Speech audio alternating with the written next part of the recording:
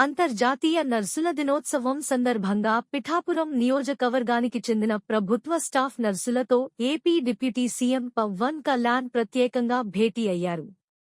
విశిష్ట సేవలు అందించిన 8 మంది నర్సులను ఉప ముఖ్యమంత్రి సత్కరించారు. అనంతరం పవన్ మాట్లాడుతూ, వైద్యరంగంలో నర్సులు అందిస్తున్న సేవలు అనన్య సామాన్యమని, ఫ్లోరెన్స్ నైటింగేల్ స్ఫూర్తితో రోగులకు స్వస్థత కలిగేలా వృత్తికి గౌరవాన్ని తీసుకువస్తున్నారని కొనియాడారు. నిస్వార్థంగా వారు అందించే సేవలు వెలకట్టలేనివని అన్నారు.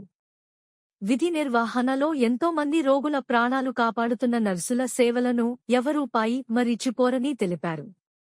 మహమ్మారి కరోనా సమయంలో ప్రాణాలను సైతం లెక్క చేయకుండా నర్సులు చేసిన సేవలు ప్రశంసనీయమని పేర్కొన్నారు.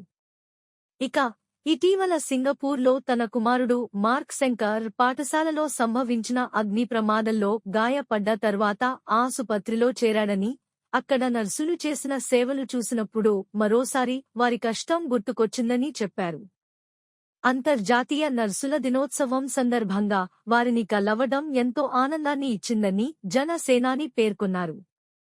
ఈ సందర్భంగా నర్సులు తమ సమస్యలను తన దృష్టికి తీసుకొచ్చారని, వాటిని ఆరోగ్య శాఖ మంత్రి సత్యకుమార్ యాదవ్ దృష్టికి తీసుకెళ్లి పరిష్కరించే దిశగా చర్యలు తీసుకుంటామని భరోసా ఇచ్చారు.